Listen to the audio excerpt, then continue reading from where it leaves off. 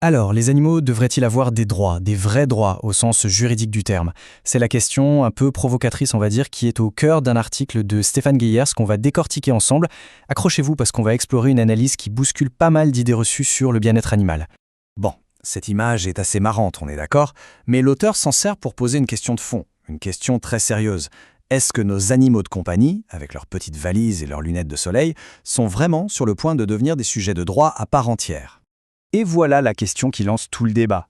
Ça peut paraître complètement fou, mais pour l'auteur, ce n'est pas du tout une blague.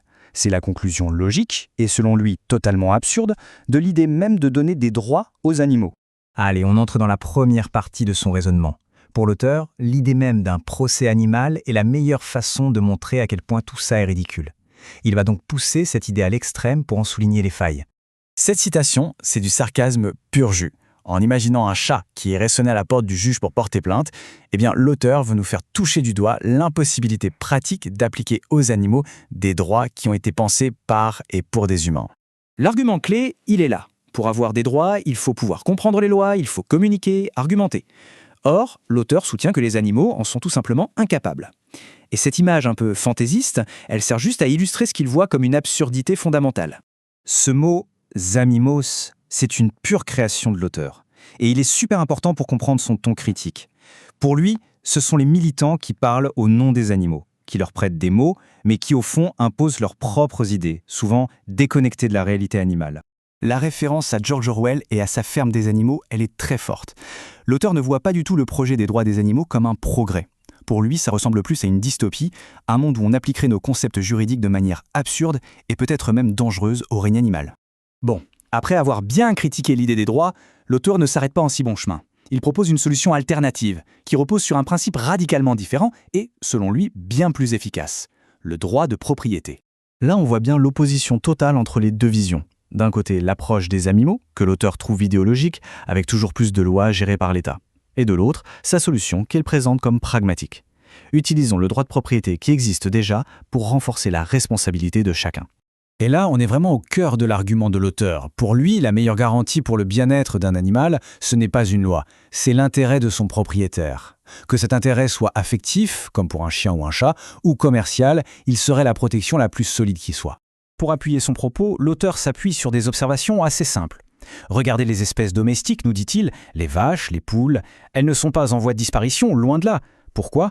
Parce que leurs propriétaires ont un intérêt direct, économique ou affectif, à ce qu'elles prospèrent. La propriété serait donc un moteur de préservation. C'est ici que le raisonnement devient le plus provocateur.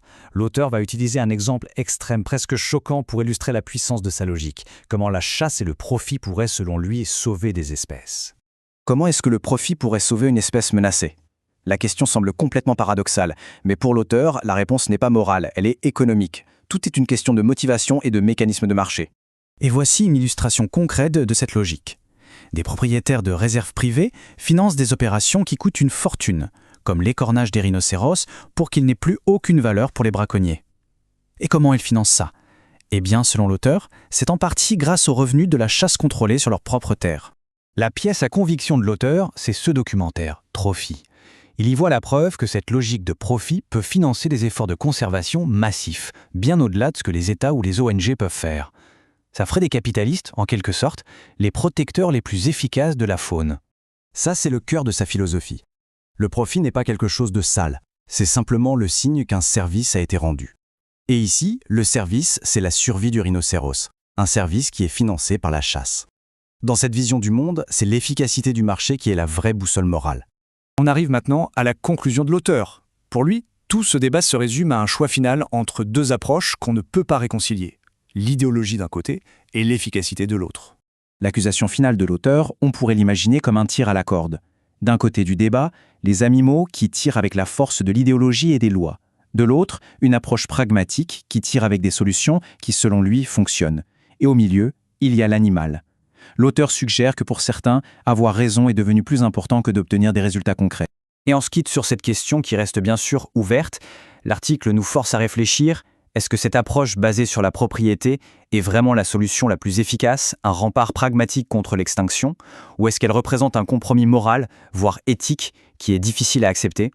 La réponse, évidemment, n'est pas simple.